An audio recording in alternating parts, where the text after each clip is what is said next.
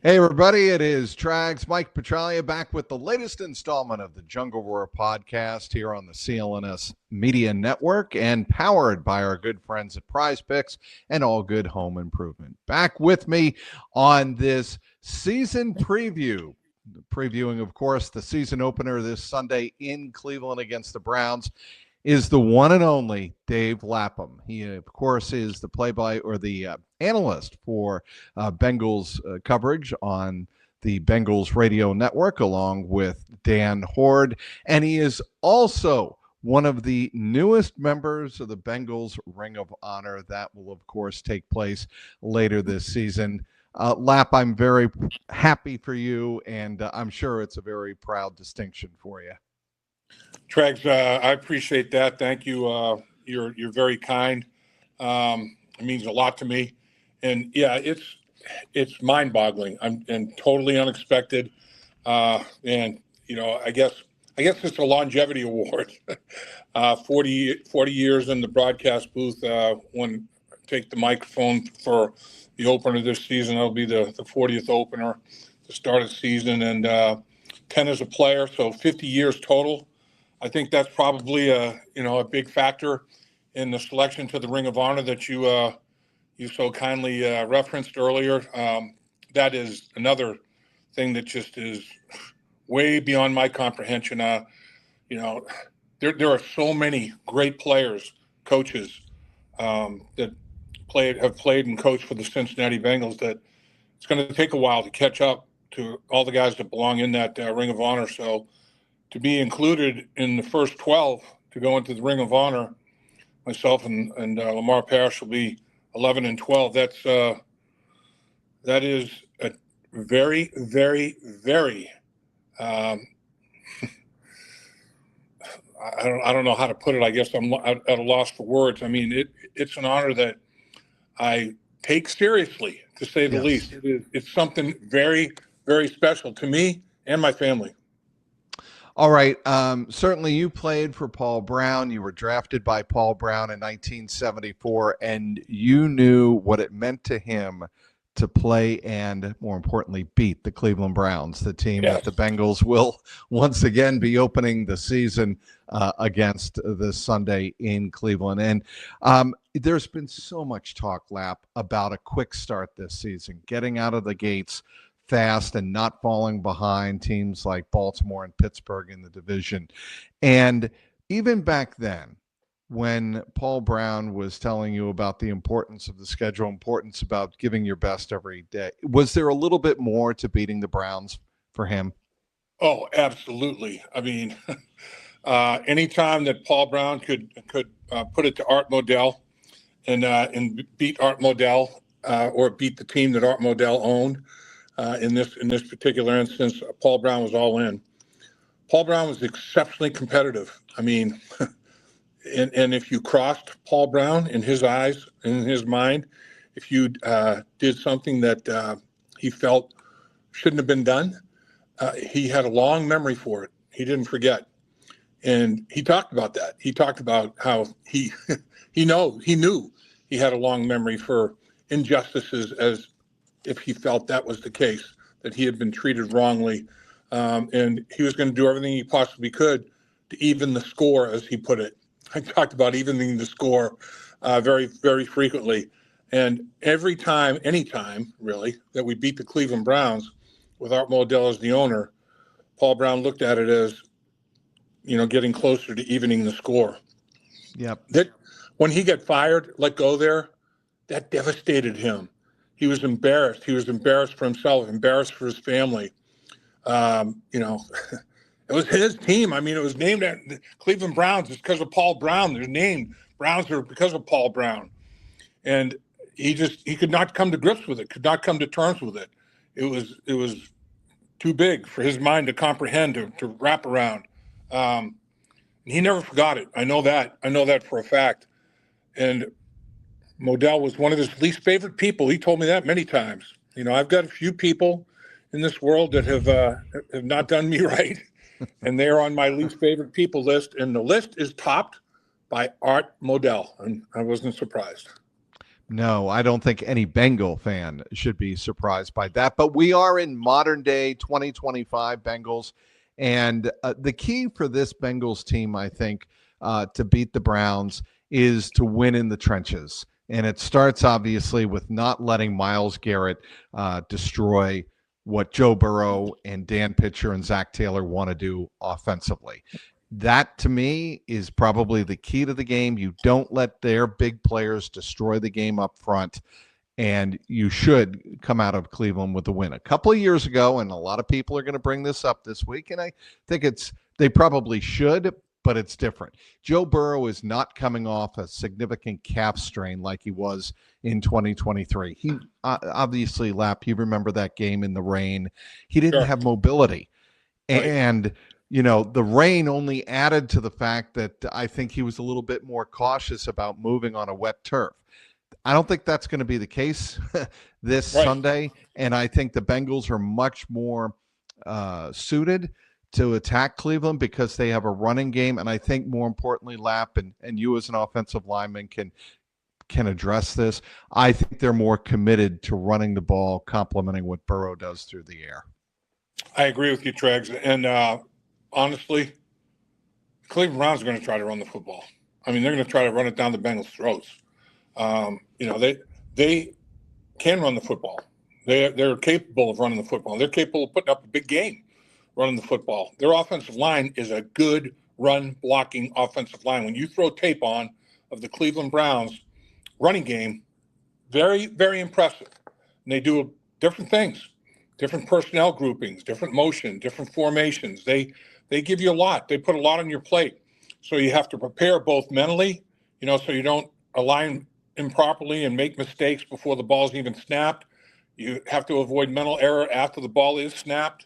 And then physically, you have to, be sharp as well as the mental part of it. Physically, you have to come downhill, take on blockers, shed those blockers, and tackle. I think that is the biggest thing, tackling. I mean, I don't want to see breaking tackle after tackle after tackle and gaining yards after first contact. It's Al Golden has his 4 defensive principles. Ball disruption. That's going to be big in this football game. Can you knock the ball loose? Can you force fumbles? Can you intercept the football? Can you protect the football on the other side of things? Can you make sure that you keep that ball high and tight and you never put it in jeopardy? You never let it leave your grasp and end up on the ground. And then effort. The second is it's ball disruption, effort, situational masters, and tackling. And in my mind, I put another T in there, turnovers, a couple of T's. But, effort, you shouldn't even have to talk about that. It's Cleveland. It's Cleveland week. Are you kidding me? Cleveland week to start the season. I mean, to start the season gets the juices flowing. Add Cleveland week to it. Woo.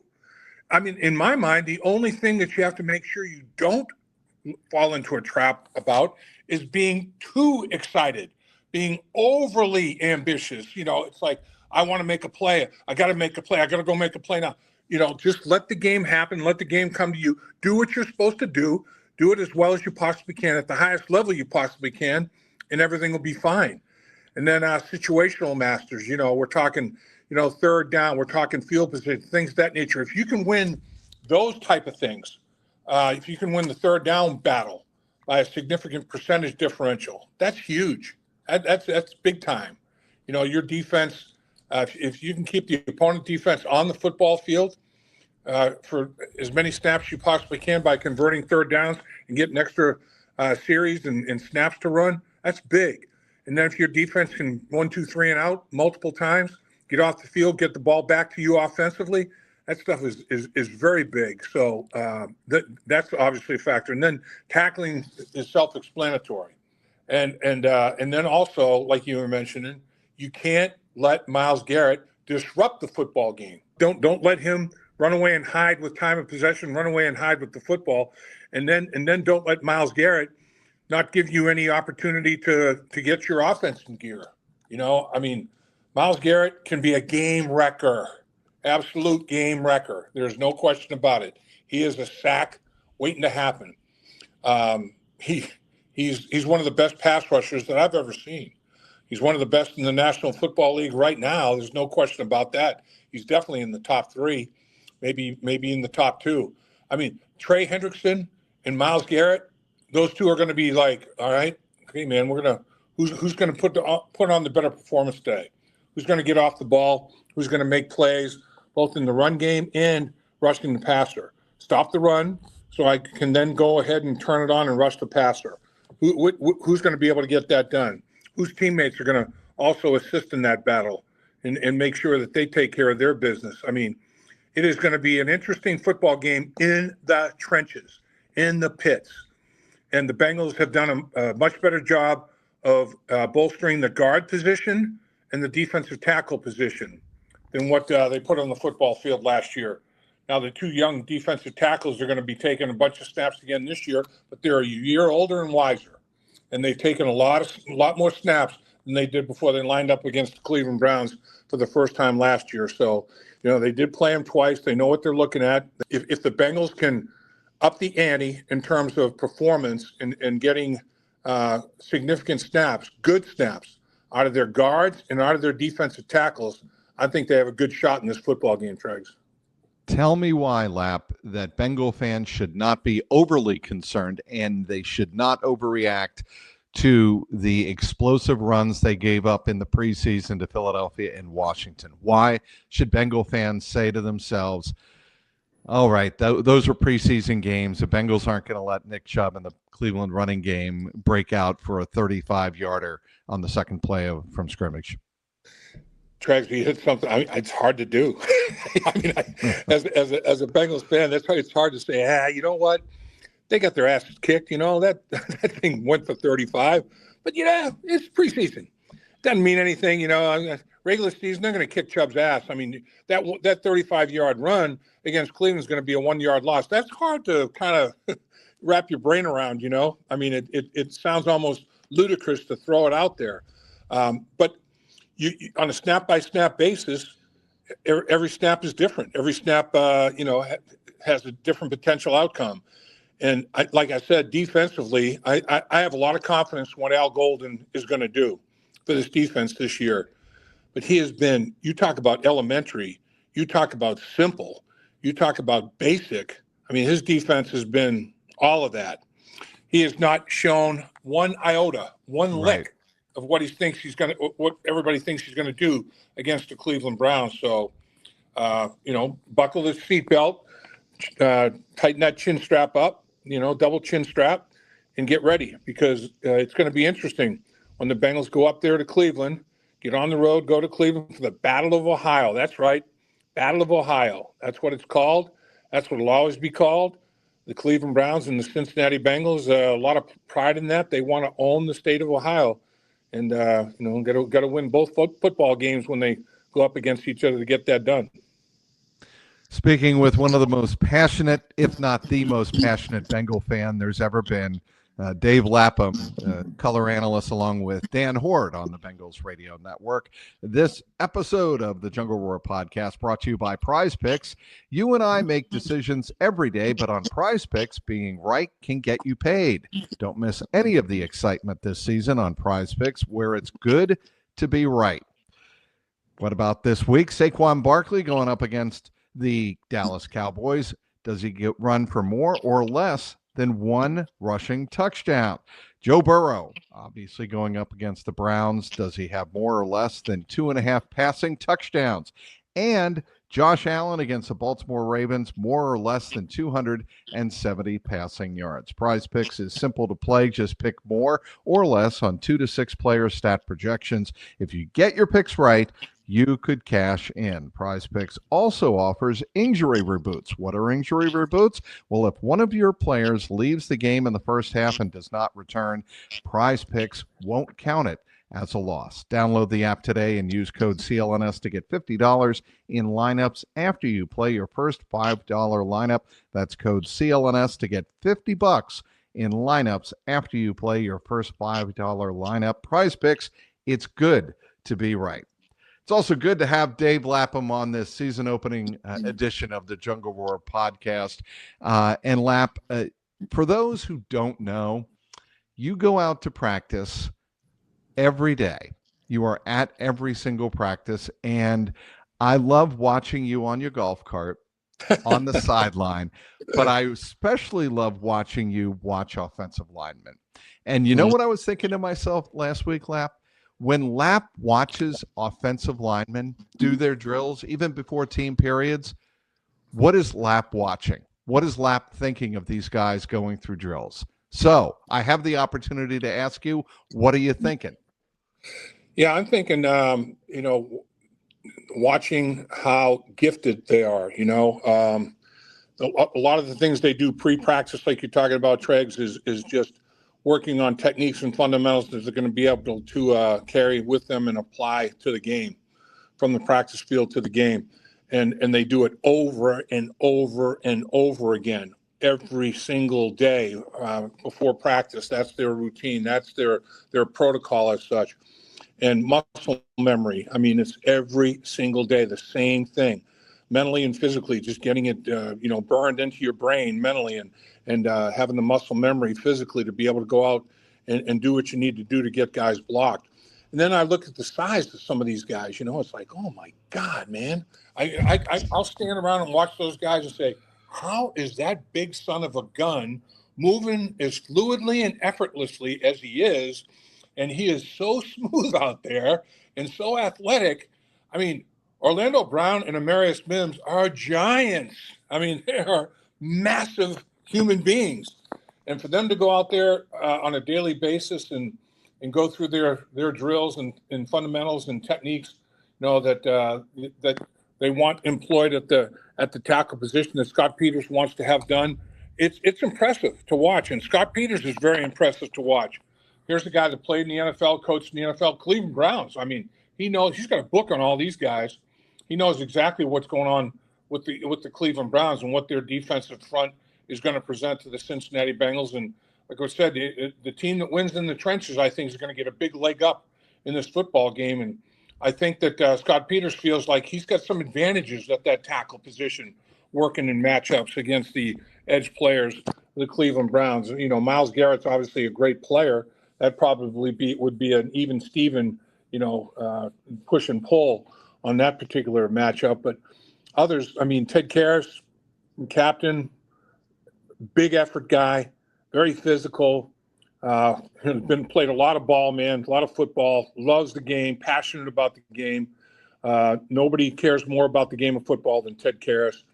The guards, who's going to line up at right and left guard? That, to me, is one of the big keys in the football game. That's going to be a big thing to watch. Who lines up and how do they perform? Once the decision is made, what player they're going to put in there at the guard position, watch that.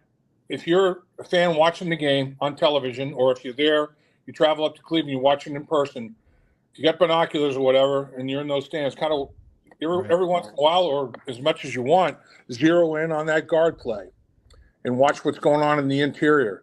They'll be working against defensive tackles. Cleveland's got a very good front. They have a four-man front, and they'll move it. They go over and under. They'll cover the center and line up more guys away from the tight end, sometimes more guys to the tight end. So they'll line up in different configurations defensively based on formations and motion and all that sort of thing.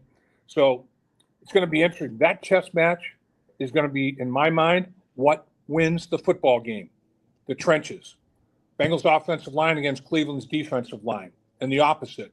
What will the Bengals defensive line be able to do against the Cleveland Browns offensive line? Will they be able to win the battle on a snap-by-snap basis? Will they be able to take it to the Cleveland Browns from a physical standpoint? Will they be able to penetrate and some tackles for loss? Make the running back make his first cut in his own backfield.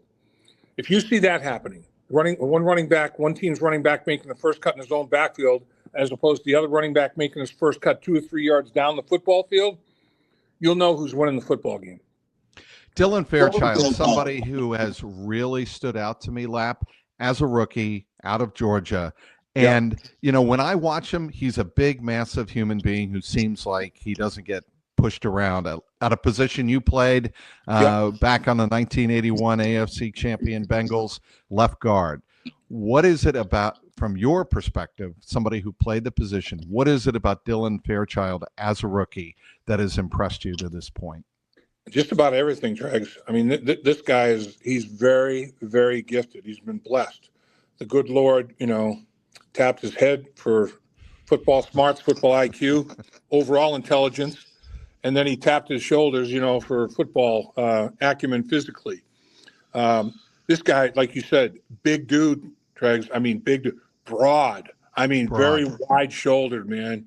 And watching him, I like to watch him when I'm out there watching the offensive line in the golf cart. Like pre-practice and during practice. He's very, very athletic. He can bend. I mean, he bends at the knees. He doesn't bend at his waist. He doesn't bend over, and then be very straight-legged. That's not a good foundation. You're going to be tossed around. That's not happening. I mean, he's hunkering down, man. He's bending his at the knees, getting his weight distributed properly. And this guy, he's hard to move, and he can move people on his end of things. So he's a tremendous pass protector. He played at Georgia. He's been coached at a very high level. He's been taught the game of football very, very soundly. His techniques and fundamentals are impeccable. And I think he's going to have an unbelievable rookie season. He's got long arms, long enough for sure, very strong hands. He'll put his hands right in your chest, in the middle of your body, and in pass protection and jam you, use that two-handed jam and stun you and stop you in your pass protection, make you restart. By the time you restart, it's too late. Joe Burrow and other quarterbacks will have the football out of their hand and down the football field doing damage. He's been coached at a very high level when he was in college. In the SEC at Georgia, competed at and coached at the highest level. And he has brought that to the National Football League. And he is a very, very impressive young football player, a physical stud that has the mental capacity and mindset to be an outstanding football player. Not just good, outstanding. All right, he is Dave Lapham, provides the color commentary along with Dan Horde on the Bengals radio network. Want to tell you about All Good. All Good has been helping homeowners for 32 years when looking for a home improvement company. The number one quality they are looking for is trust. For the last 32 years, All Good has been trusted to help homeowners like yours truly replace their windows, install new vinyl siding, install new gutters, and professionally install a new roof. All Good offers interest-free financing, and with payments starting at just $99 a month and no money down. All of All Good's products are professionally installed and backed by both a material and labor warranty. Right now, All Good is offering a 50% off sale or buy one, get one free. For more details and to schedule a free in-home consultation, you can call 513-247-2900. That's 513-247-2900, or go to myallgoodhome.com. We're wrapping it up here with Dave Lapham of the Bengals radio network. Lap, a lot of talk has been made of Dalton Risner, what the Bengals needed to do in the offseason to bring in a veteran, another veteran guard, in addition to what they did in the draft with Dylan Fairchild. Your thoughts on Lucas Patrick, who probably will get the start at right guard, and Dalton Risner, and even if you want to throw Cody Ford in there. Bengals seem like they're in a much better position in terms of protecting Joe Burrow with depth, number of quality offensive linemen than they have been in years past. I agree with you 100,000%, Trags, and that's intentional. I mean, they know that they have to protect Joe Burrow at all costs. They know that he is the key to their season. If they lose Joe Burrow, the hopes and dreams for a formidable year diminish greatly. So they have to keep him upright. And the guys that they brought in that you described and the names that the roll call you gave there, it's impressive. Watching all of them work and how they've adapted and adjusted to the techniques that Scott Peters is teaching. He's very specific with what he wants from his footwork and his hand placement, and very disciplined in terms of the way he wants football to be played. And these guys are responding to it, and they're responding very, very well and very, very quickly. They have much more roster depth at the guard position than they've had in I don't know how many years, really. I mean, it's been a while. So I think that, they're going to have good starters. There's no question about it. They're going to have people that are capable of getting the job done. They're going to start the football game up in Cleveland. But if they do, God forbid, have some sort of a misfortune in terms of injury, hopefully it's just a nick or a bump. If that's the case, somebody else will be able to go in there and perform at a high level. It won't fall off. It will fall off the face of the earth. They'll still be able to play and execute and get it done.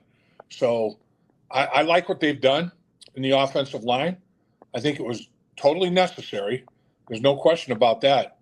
They knew they had to do it. Everybody else knew they had to do it. It was no secret.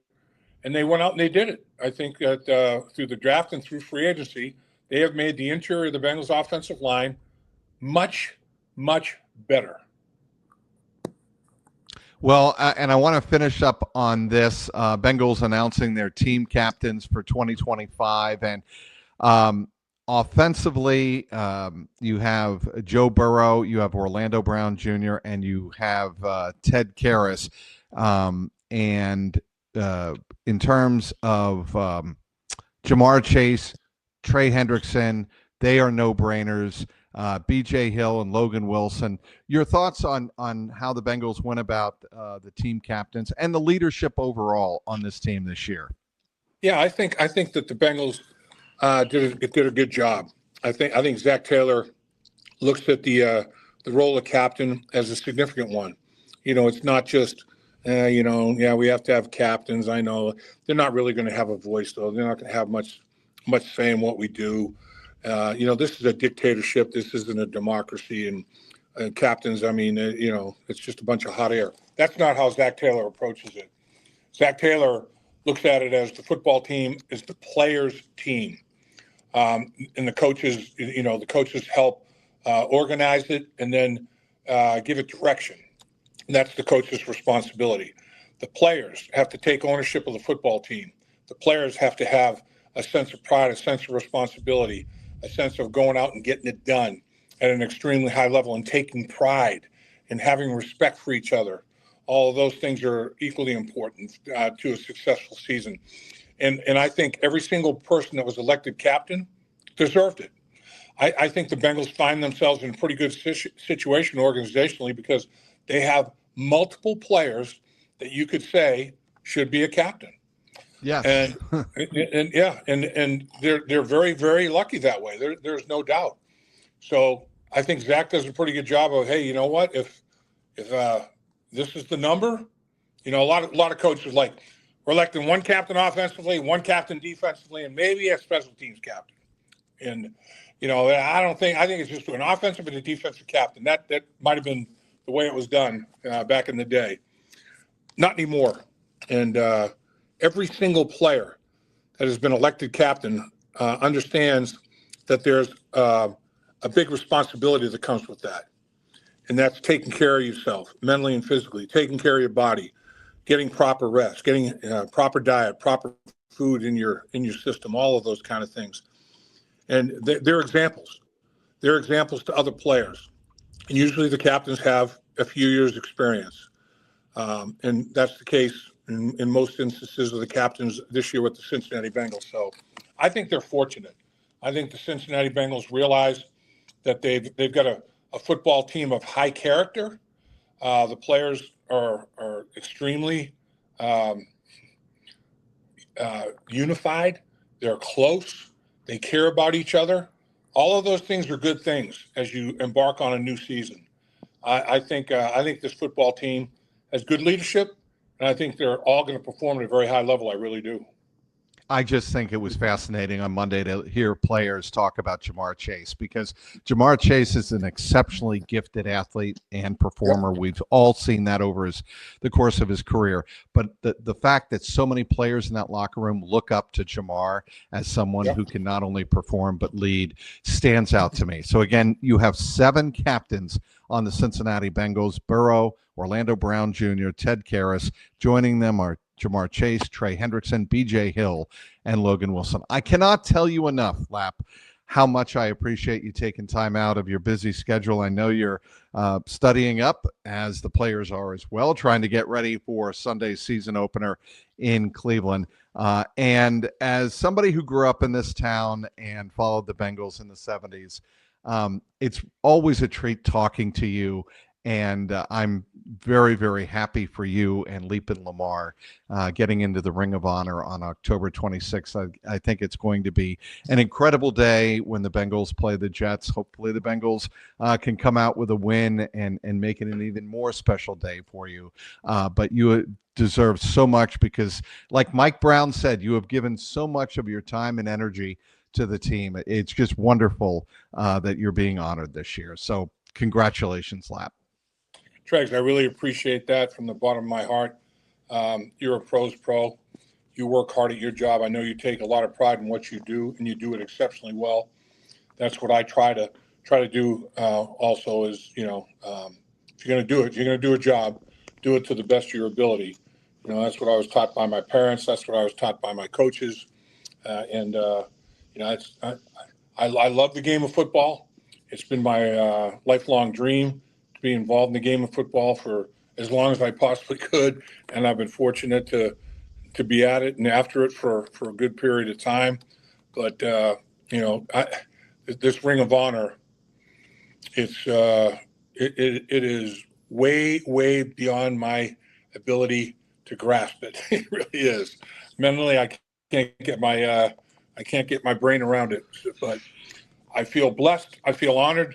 And Trags, I appreciate you. I consider you somebody that's a good friend in the media, and for you to say the kind things you said about me, it's greatly appreciated, my man. You got it, Lap. Anytime. Well, I'm going to let you go because I know you're, as I said, getting ready for the Cleveland Browns this Sunday at up in Cleveland.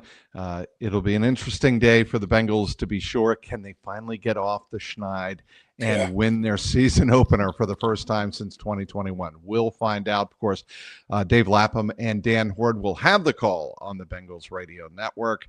For Dave Lapham and our great partners at Prize Picks and All Good Home Improvements, my name is Mike Petralia, Trags. Thanks for downloading this episode of the Jungle Roar podcast. And until next time, keep that jungle roaring.